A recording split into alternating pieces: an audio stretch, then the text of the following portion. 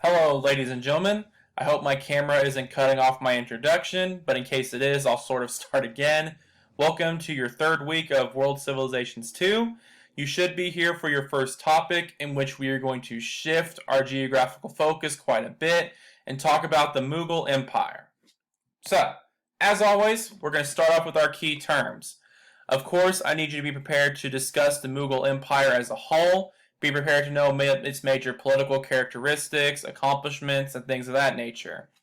We're also going to specifically look at Jalal-ud-Din Akbar, Shah Jahan, and Aurangzeb. I probably butchered those pronunciations. I apologize.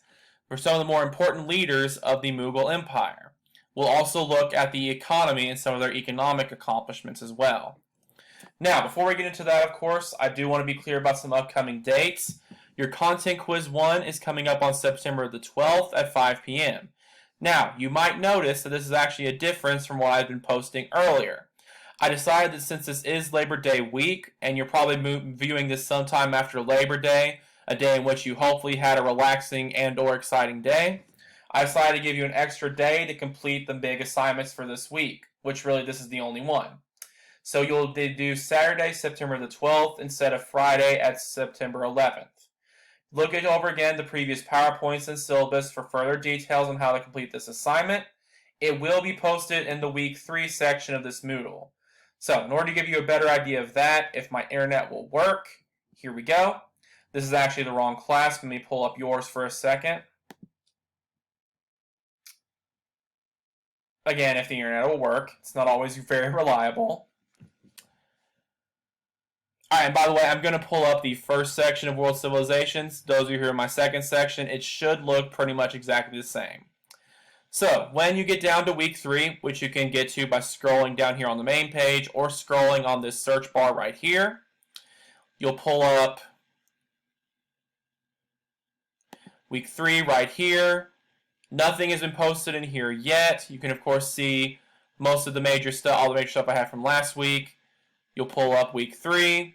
The learning activities will be posted right here. That's where the content quiz is going to go. Your lectures and readings will all be posted here as well. At the time of recording, I haven't posted anything yet. This is Sunday afternoon, but everything will be posted by the end of the day. So you will have access to this all throughout the week, just like the past couple of weeks. In the meantime, do remember as well your final essay thesis statement assignment is coming up on September the 18th at 5 p.m. Make sure you check the rubric in Moodle for further details. I'll also go over more detail about this in just a second to make sure we're all on the same page about the final essay. Your second writing assignment is also coming up on September the 25th at 5 p.m. Make sure you see the prompt and rubric in Moodle for further details on this. I've already had a few of you reach out to me about the fact that you like to go over on your writing assignment word counts. That's acceptable to a certain extent on this assignment. Just don't give me too much extra to read because there will be a lot of these to grade. If you have any questions about this, please do let me know. Now, I also wanted to go over some quick course announcements from last week and some reminders. Do remember I won't post any more response or discussion form assignments if there's a major writing assignment or debate due that week. Please do remember that. As of now, unless something changes, they will be posted on weeks we have content quizzes, because they're usually a smaller assignment, quite a bit smaller than the writing assignments or debates, but I will lower the word count requirements during those weeks. So you'll still have them due, but they won't be as extensive. I'll continue to post them normally on any week where no other assignment is due. So that should help make things a little bit more manageable and make it easier to focus on each assignment. Also, another reminder, because I've gotten this question a decent bit, do remember that only the major writing assignments require formal citations, so the only ones where I'm going to require in-text citations and formal works cited pages. However, all of your assignments will get better grades if you draw on information from class and research sources. That basically just means, in a nutshell, that although you don't have to cite anything on your discussion forums or response assignments, or your debates even, you still need to use evidence that comes from sources to back up your arguments. And also, do please remember, this doesn't mean you can copy and paste someone's work as your own. This is not a license to plagiarize. You do still need to indicate that you're quoting someone else, you just don't have to formally cite it or format it correctly. If you have any questions about that, please let me know. But those are just a few things I want to make sure you all remembered. Now, like I said a little bit earlier, I do want to take a little bit of time this afternoon to go over more specifically what I expect on the final essay to make sure we're all on the same page there. After you watch this lecture, please go over the final essay prompt in more detail on your own if you haven't already, and check out the entire tab section on Moodle. Now, I'll go ahead and pull yours up. Here we go. And again, you can just scroll through here, or you can scroll in here. It doesn't really matter which, but you can pull up the final essay right here. Now, as I've said before, but I want to repeat in a bit more detail here, your final essay prompt contains your information for every single assignment related to the final essay, and you also already have access to the rubric. So, I'll go ahead and pull up the prompt and go over that with you in just a bit of detail.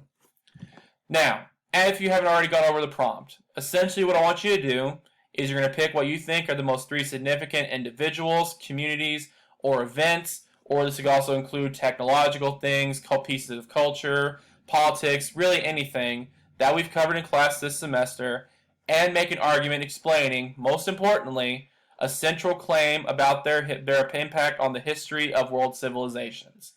In a nutshell, essentially what that means I want you to do is you're going to pick your 3 topics and make an argument about how they as a whole have impacted world history in some common way. So, the way I suggest you handle that is picking 3 topics that have some sort of common theme that you like about world history or enjoy studying in history, and make an argument about those. For example, a lot of people like to write about military history, obviously. So you can write about the 3 most important wars we discuss. You can look at the most important inventions or technological achievements we discuss. You can talk about some of the most important documents or important treaties, the most important governments, the most important laws, the most important types of people like politicians, soldiers, the pop culture icons, whatever it might be. It just needs to have something in common, and you need to be able to make an argument that they made a significant impact on world history together as a whole. Please let me know if that doesn't make sense, but that should give you an idea on how to start researching. Of course, this section just goes into a bit more detail about what I expect on the essay, some of the technical details. Make sure you check that in full detail, but I won't waste our time by going over that too much right now. You will have access to this throughout the whole semester, obviously. Now, you also, of course, do have the unessay option. Keep that in mind. The ideas have to be approved to me by November. Please, if you have any questions about this or ideas, let me know as soon as possible. However, the main thing I want to talk about next are your final essay benchmarks. Like I just said, your thesis statement assignment is coming up pretty quick. Few things I want to stress about this. The reason I have these assignments in here is not to get a fixed idea of what you're doing for your final essay immediately. So if you don't know exactly what you're doing for your final essay right now, that is totally okay. These assignments are for me to make sure that you're working on it and thinking about it throughout the entire semester, and it allows me to give feedback on your ideas as the semester goes forward. Because otherwise, I wouldn't really be able to give you much feedback until the assignment was over, and then it's basically too late. So, for example, your final essay thesis statement is coming up. All you have to do is give me a rough draft of your thesis statement. That's all you have to do. Should be pretty simple, but if you have any questions, please do let me know. As I stress here, you are allowed to change your thesis statement throughout the semester. So let's say you pick 3 topics that have something to do with war, but then we study a war later in the semester that you think is more interesting. You can change that later. This is just for me to help you brainstorm ideas, essentially. The same thing with your bibliography. Your bibliography assignment will have to have 10 sources. The assignment requires 15 in total. You are allowed to change these sources and, of course, add ones as you continue working. Same thing even with your final essay outline. As you'll notice on the due date I'm about to show you, your outline is due not long before the actual essay, so you should have a better idea of what you're going to do about by this point, but it is still open to change. I will not penalize you if your outline isn't exactly what your final essay turns out to be. So just remember, all the information for this is in your prompt. You have access to it throughout the whole semester. Last thing I'll say about the final essay is just remember, all the assignments will be submitted in this section as well. Thesis statement goes here, bibliography goes here, outline goes here, and the actual final essay will go here. Do keep in mind that you only have an hour after the assignment is officially due to turn it in. I can't be as flexible with this assignment as I have been with other assignments or other writing assignments I give you, because this is actually going to be turned in not long before final grades are due. So keep this due date in mind as much as you can. I can't really be that flexible with it, unfortunately. So, as always, if you have any questions about any of this stuff, please let me know as soon as you can. That's the whole reason I'm here. In the meantime, let's move in more specifically to the content we're going to look at today. Now, as you know who've done the reading already for this chapter, you'll be aware that this empire deals with Muslim rulers and Hindu subjects, which makes it a pretty unique political organization in ancient history. The Mughal Empire lasted from 1526 to 1857 and was a Sunni Islamic empire in present-day India, which primarily actually ruled Hindu subjects. Because as I'm sure most of you know to this day, India is primarily a Hindu country. This actually resulted in some religious synthesis in the political and social systems of the empire. So, again, our first awkward pauses for today where I talk to an imaginary audience. What does religious synthesis actually mean? I'll give you a second to think about it or Google it, whatever works. Alright, so as many of you probably know already, religious synthesis would just be where you basically blend two religious traditions together and take some ideas and laws from both. Now, some of the benefits you could argue of this idea is that it could potentially appease both members of the religions and allow them to coexist more peacefully. However, what might be some of the drawbacks? Again, imaginary audience. This is my least favorite part of teaching online, if you haven't already guessed. I'm just talking to a camera. Yeah, as many of you might guess, especially if you know about what happens to the history of the India colony, which we will get to a little bit in this class actually. One of the drawbacks is that a lot of times people are very passionate about their religious beliefs, which of course by itself is not a bad thing, but a lot of times it means they're not willing to blend religious traditions and coexist with each other. So if you lean too much towards religious synthesis, especially in an ancient country or an older country, a lot of times it can lead to further violence since these religions don't really want to mix. We'll get to examples of both of that in this class today and in various other examples throughout the semester. Now, first thing I want to look at is how Mughal rule was legitimized. The first rulers, interestingly enough, of this empire tried to connect themselves to the former rulers of the Mongol Empire. They even sound the same, which lasted from 1206 to roughly 1294 when the kingdom split, and Genghis Khan in particular. This started first with a leader of the people who would eventually become the Mughal Empire, Timur or Timur Gurgen, who lived from 1370 to 1405. Historians actually believe that he faked genealogies which claimed him as a descendant of the Mongols. This allowed him to gather enough Mughal tribes together to conquer parts of Asia, Afghanistan, India, and the Mediterranean. However, like many other rulers, the empire fell apart after his death, so it wasn't really a long-lasting thing. This tradition was continued by Zahir-ud-Din Muhammad Babur, who lived from 1483 to 1530 and ruled his tribe roughly from 1526 to 1530. His father was purportedly legitimately a descendant of Timur, and his mother was reportedly a descendant of Genghis Khan. He was credited with using new muskets and field cannon technology to conquer northern India, the Hindu Rajputs, and portions of the Middle East, and was the one credited with establishing the Mughal Empire. So, looking at this history, why do you think it's so important that these individuals wanted to claim some connection to the Mongols and Genghis Khan?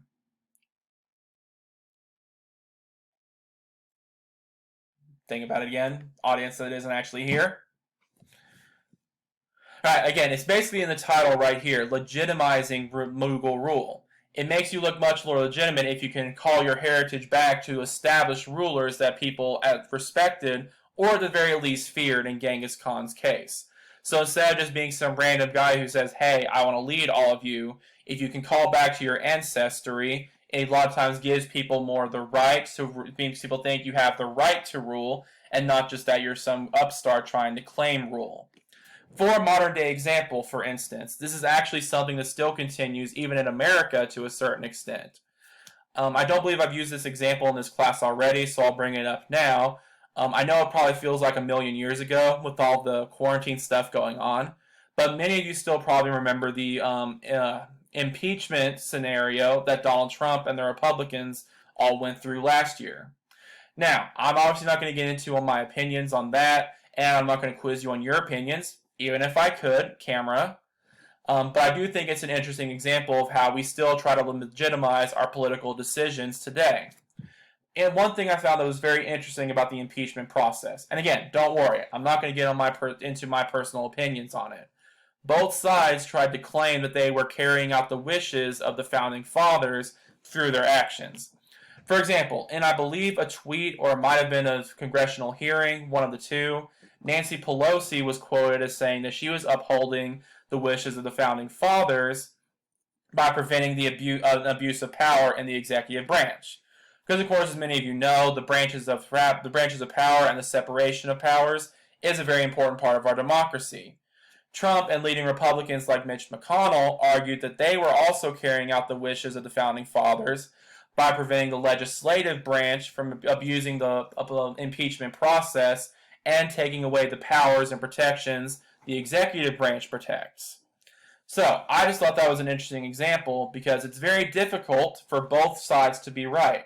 Don't worry again, I'm not going to get into my personal opinions on that, but I just think that's a great example. Just like the Mughal Empire tried to call upon the Mongol history to justify their rule, we still call upon the founding fathers to this day in America to justify our political decisions. So that practice is nothing new. The Mughals were doing it long ago. Getting into a little bit of the political history. The early dynasty was started by Humayun, who was a descendant, of course, of Zahir. He reigned from 1530 to 1556, and unfortunately died after tripping on his roll for prayer. For those of you who don't know, and maybe some of you have been to a Muslim country or even have just gone to Jerusalem, I know that's a pretty popular vacation for people around here, or church trip. You might have heard the Muslim call for prayer, which is usually broadcast across Muslim cities. When he heard this at one point, of course in a less modern form, he is credited as having tripped over his robe and died. A couple of characteristics of his rule: he focused on scholarship, wine, and opium, which is of course a problem because opium is basically cocaine. His brothers were given portions of the empire as part of an old tribal tradition. Why might that be a problem? Again, imaginary audience. Alright, yeah, as you might imagine, that's going to be a problem because his brothers are going to try to gain some of his power. This shows the dangers of delegating power in an empire. If you give your delegates too much power, they might try to overthrow you. However, he is credited with conquering the rest of northern India that his father did not, as well as modern Afghanistan and Persia, with Persia backing in 1555. However, because of this, he was forced to convert to Shia Islam. Why is that going to be a problem? Alright, again, imaginary audience. For those of you who are familiar with modern Islam, to this day, Shia and Sunni Muslims do not typically get along very well. Very divisive groups. So this is obviously going to make him less popular with his empire, and is going to very much irritate his subjects. The relations with Persia sour because of this decision. His son, Jalal-ud-Din Akbar, who reigned from 1556 to 1605, is credited as being one of the greatest rulers in Mughal history. He defeated Afghan invaders in 1557. He conquered Jarut in 1573, which is a state in India. By the mid-1570s, he had conquered Bihar and Orissa. By 1590, he finished occupying the majority of modern-day Afghanistan. And between 1600 to 1601, he finished conquering all of the remaining independent Muslim kingdoms in India. So he is really the one who's credited as uniting the Mughal Empire for the first time. Now, this also, because this empire is now so united with all these various different groups, it also brings up some of the issues and problems I mentioned earlier with religious synthesis. Historians believe that Akbar actually hated religious violence. He actually attempted to unite various religions in his empire in various ways. For example, he actually allowed freedom of religion at his court. You could practice Hinduism or Islam, wasn't an issue to him. And he actually created his own synthesized religion for the state called Din-il-Ilahi. Probably pronounced that wrong, I apologize. Which is translated to meaning the divine faith, which is essentially a blending of Islam and Hinduism. Unfortunately, this made him less popular across parts of his empire, because many Muslims accused him of being now a non-believer. Now, again, how does this demonstrate some of the positives and negatives of religious synthesis? Give you a second to think about that, imaginary audience.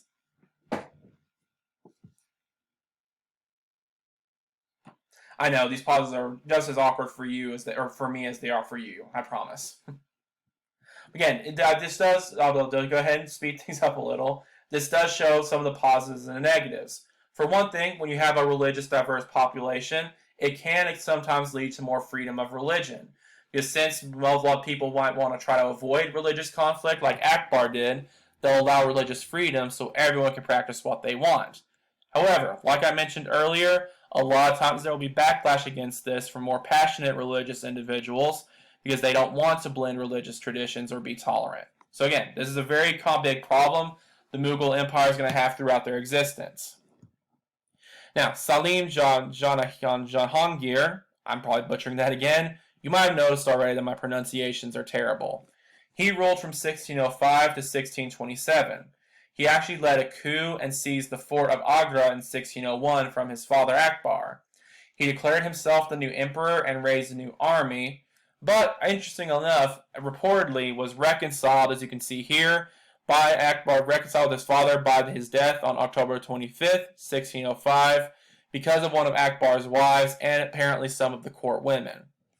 Now again, how does this demonstrate the importance of a stable line of succession and transfer of power? Alright, this one's probably pretty self-explanatory. You can really see the results here. If you don't have a stable line of succession and transfer of power, that leads to conflict. Again, for example, like when you had Humayun, I cannot pronounce anything apparently, when he tried to control different portions, when he tried to give different portions of the empire to his brothers, that led to a lot of conflict. So again, if you don't have a stable line of succession and delegate too much power, that a lot of times will lead to violence. Now, the pinnacle of the power of the Mughal Empire and the beginnings of its decline is credited of having begun with Jahangir, which is what he was known throughout much of his rule. One thing he was characterized as being involved in was conflict with the Hams, which were a non-caste Hindu group. I do again apologize for my horrible pronunciations. And which was a decades-long fight due to the nomadic practices of the Hams. Why would that maybe lead to a decline of the empire? Again, awkward pauses. I'll think just about the long-standing impacts of war. These constant conflicts are going to require men, supplies, and money to keep going. So it's going to, no matter how profitable your empire gets, over time it's going to decline because of all these wasted resources. Also, Safavid Persia was an empire which had supported Humayun, was another big conflict he had. Reminder again, for those of you who are paying attention, why was this such a bitter conflict? Again, yes, as you probably remember, he was forced to convert to the other branch of Islam. So this again shows how passionate people were about religion in this empire and the difficulties religious conflicts can have. One of the most memorable of all the leaders of the Mughal Empire is Shah Jahan, as he was known during his rule, who ruled from 1627 to 1657. He essentially was one of the causes of the end of religious tolerance in the empire. For example, he was credited as having blocked construction and repair of non-Muslim buildings. Why do you think he would do this? Alright, yeah, again, this one's probably another one that's self-explanatory. Imaginary audience. Without these religious buildings, it makes it harder for people to openly worship and to worship adequately. He began official state support of Islamic festivals, so he did not support Hindu festivals but would support Muslim festivals. He provided government subsidies for Muslim pilgrims to Mecca, which for those of you who don't know what subsidies are, in this case, he would essentially fund people who would go on pilgrims to Mecca, which of course is one of the holy pilgrimages of Islam. He is also, however, responsible for the construction of Taj Mahal. Now, just for a quick summary of his reign, what are some of the positive effects, potentially, of things he did? Alright, as you might imagine, this could create a more unified religion and a unified people to a certain extent by showing preference to Muslims. Muslims are going to now be very happy, and they're going to be more united and supportive of the government. However, obviously, some of the negatives are going to be against the Hindus, because remember, they're ruling a majority Hindu population, and because of this obvious preference, many of these Hindu subjects are not going to be happy, which we'll discuss in more detail in a second. In the meantime, however, I do want to talk about Jahan's greatest accomplishment, which is the building of the Taj Mahal, one of the great wonders of the ancient world. Now, I'm going to have you watch this short video about the creation of the Taj Mahal. Keep in mind some important details about this, because they will continue to come up. 1. Why was the Taj Mahal built?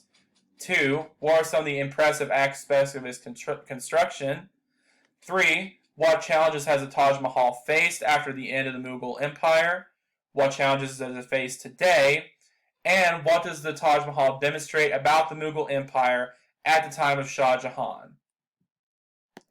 Alright, so in the meantime, while you're thinking about these questions, we'll wait for the next 40 years probably for my video to pull up. As I mentioned, my internet isn't the best.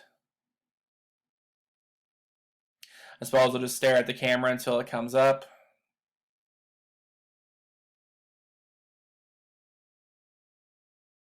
And voila.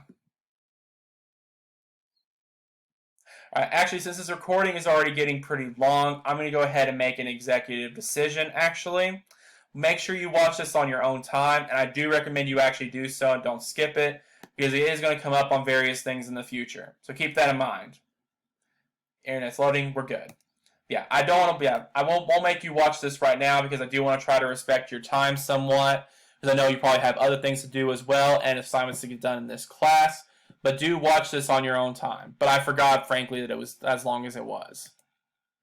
So, in the meantime, before you watch that video, do consider the Islamification and further decline of the empire. One of the reasons I wanted to focus on Aurangzeb, who ruled from 1658 to 1707, is that he led to the even further Islamification of the empire. Interestingly, he actually began his rule while Shah Jahan was sick, and 3 of his own brothers were killed during the power struggle by 1661. By the early 1600s, however, for some more positive Mughal aspects, he defeated the Ahams and finally extended Mughal territory all the way to modern-day Kabul and Khyber Pass. So militarily, even against his own family, he was actually very successful. However, this expansion and other aspects of his rule did lead to further problems. For example, his rule did lead to extended conflicts with Hindu Marathas in some of the new territories. Again, why is that going to be such a problem? Again, audience it isn't actually there. Alright, so again, as you can probably imagine, instead of having blending religious synthesis like the Mughal Empire tried to do before, this is creating actual religious conflict and preventing the empire from really being united. Another major problem is during his rule, various European trading posts started to pop up along the edge of his empire, which possessed their own naval forces and mercenary armies. Looking into the later history of European involvement in the Middle East and Africa and Asia, why is this such a problem? Again, imaginary people.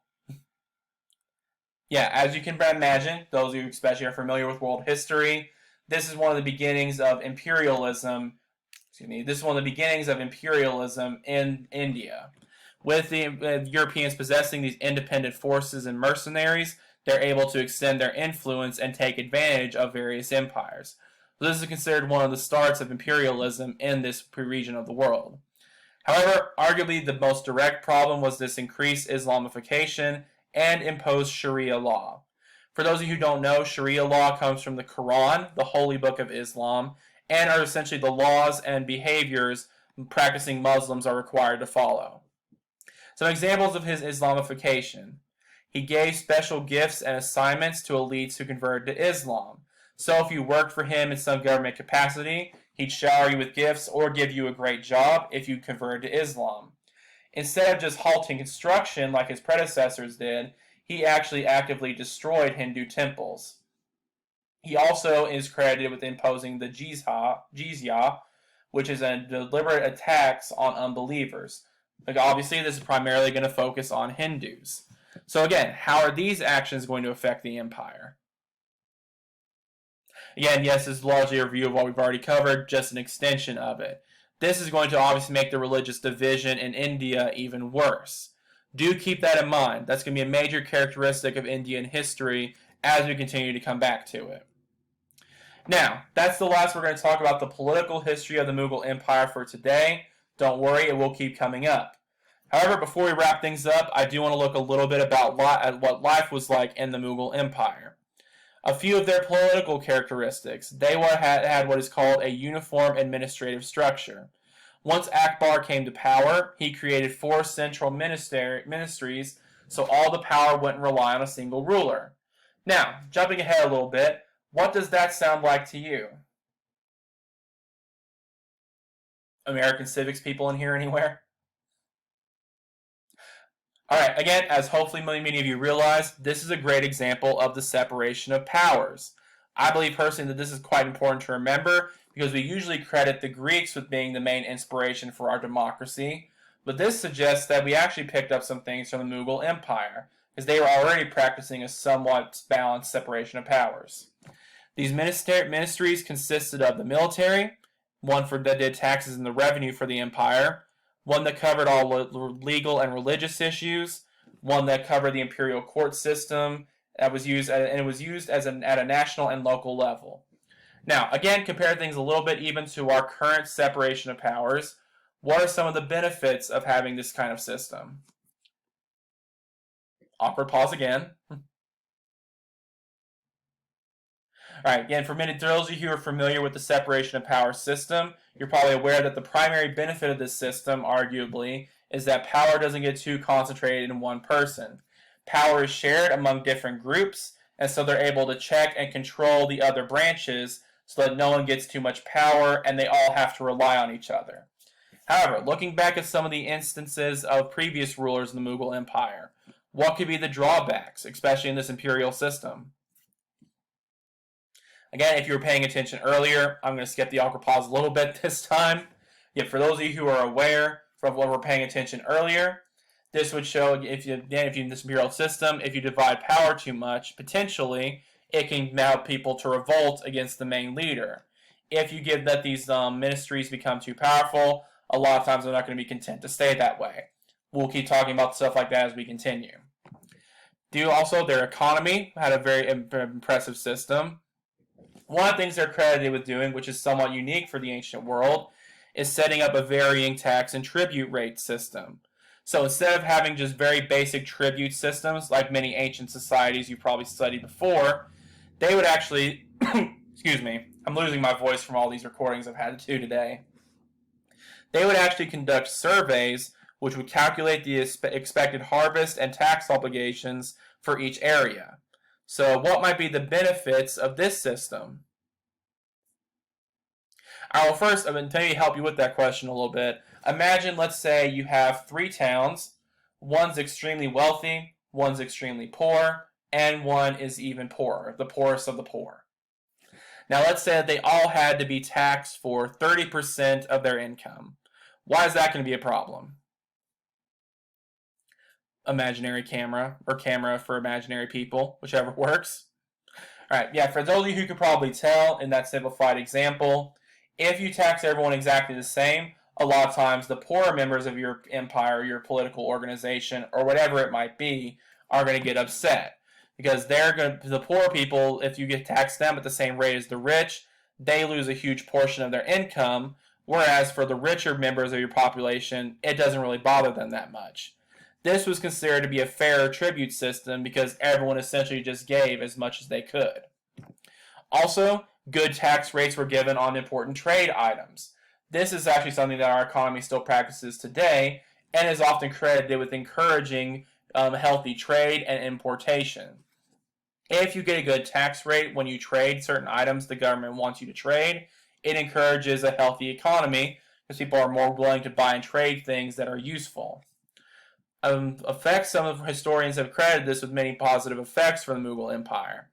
For example, the population went up from 150 million in 1600 to 200 million in 1800, which may not seem much like that to us, but remember, this is essentially just one country, and 200 years ago, when population growth and life expectancy wasn't quite what it is today.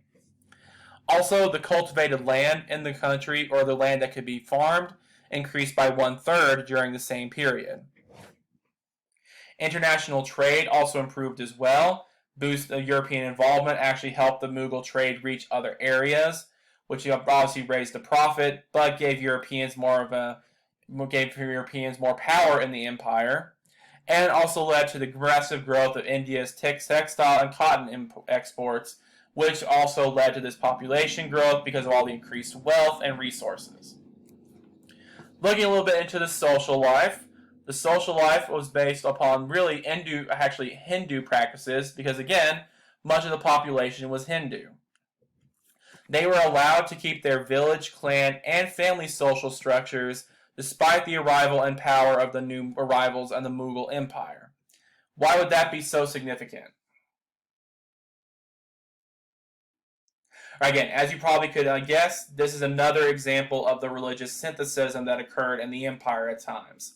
Despite all the political issues that came up later, many Hindus were able to essentially keep living their life as they always had because you had to have this balance to avoid religious conflict. The social structure of the empire was mostly centered around caste and clan.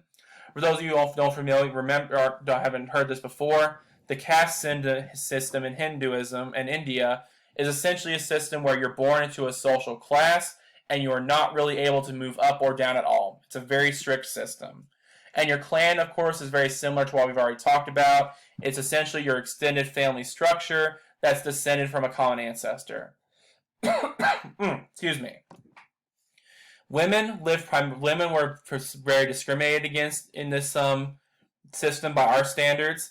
They lived primarily in seclusion and were responsible for governing the household. However, this was less common in poorer families. Why do you think that was the case? Alright, to give you another modern comparison, think about why probably most of your parents or most of your family members are two-income family households now, if at all possible. Most of us can't afford to just have one single income anymore.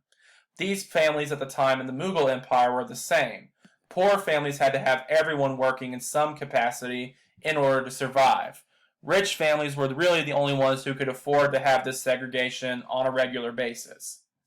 Marriage was a bit awkward as well sometimes, but could actually be one of the best ways for women to achieve power in the Mughal Empire. For example, especially elite women, they could gain influence by being in charge of international and internal relations because of their role in managing the household, which obviously, if you're an elite household, gives you much more influence. For example, Jahangir occasionally left his wife to run the entire empire when he had other things to do or was indisposed. So again, elite women had things much better, as you would imagine, in the empire than poor women did. Harems were, of course, an issue set up as well after the conquest of the Mughals. This was essentially, of course, a group of women who would service some elite person in the Mughal Empire or the king or emperor himself. This gave women a separate society, which would oftentimes develop their own holidays, ceremonies, and their own separate hierarchies. Now, this is sort of interesting to look at. Are there any positives and negatives of this scenario? Maybe not the best way to word that, but it's been a long day. Yeah, some people consider this sort of an interesting potential positive scenario at times because it does give women their own separate society where they can form their own rituals and have their own systems of power. However, of course, you could argue, and I think I would argue, this is still overall could be a negative issue because women are oftentimes still exploited under the harem system. So again, it does sometimes give women their own independence that they wouldn't have had otherwise, but ultimately they're still confined within the palace or wherever this harem is set up.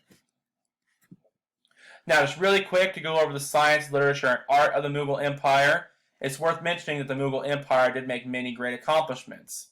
For example, they're actually the ones credited with expanding our knowledge of the value of pi, and actually expanded how many decimal places we could calculate the value of pi.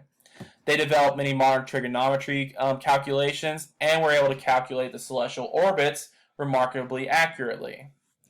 Their art was also quite advanced. It was significant because it often ignored some of the Islamic restrictions on art. Is anyone familiar with these? Or what these restrictions were, I mean. Alright, so for those of you who are not aware, this is actually one of the more interesting characteristics of Islamic law. Traditionally, you're especially not just supposed to depict Allah or Muhammad in Islamic art. And many times you're actually not supposed to depict humans in your art as well, because that's considered to be some form of idolatry. For those of you who aren't familiar with that term, idolatry is essentially whenever you put too much value or worship in something that isn't God or Allah, however you want to translate it. So again, these are some interesting restrictions on Islamic art. Mughal art, possibly because of Hindu influence, tended to ignore these restrictions. They depicted human beings in art and came up with the famous type of work called ghost works. These were first commissioned, again, by Akbar, and actually combined Persian miniature painting with bold Hindu art themes. Excuse me. An example of which you can see right here. Also, this led to the creation of the illustrated Hamzanama in 1570, which is a book based on the exploits of Muhammad, the Prophet's uncle. This you can see the illustrated cover right here. So again, very interesting art that was influenced by the fusion of various cultures. Their architecture was also notable in combining Asian, Persian, and Hindu techniques, which you can see right here. For example, you have Shah Jahan's Red Fort, the Fatpur Sikri, which was a capital commissioned by Akbar, the Jama Masjid, or the Friday Mosque, which you can see right here, which clearly demonstrates various influences. You can see the Badshahi Mosque, and the fact that mosques were also connected to various government buildings. This, of course, reflects the growing connection between the government and Islam, which again is one of the more problematic aspects, arguably, of the empire. So, last thing I want you to think of, and continue to meditate on this throughout the week. Maybe not meditate, that's sort of a weird thing to say, but whatever works for you. Keep in mind, how does this empire demonstrate to us the unique ability of the empire to synthesize various religious and ethnic groups in the culture and politics? And how does it reveal the difficulty of trying to accomplish this? And how can we maybe accomplish some of these things today? In the meantime, remember your upcoming due dates. Please let me know if you have any questions about any of this. I'm always just usually an email or an office hour visit away. Have a great rest of your week, and keep me posted with any major issues. Thank you. Excuse me, I think I'm having a recording issue.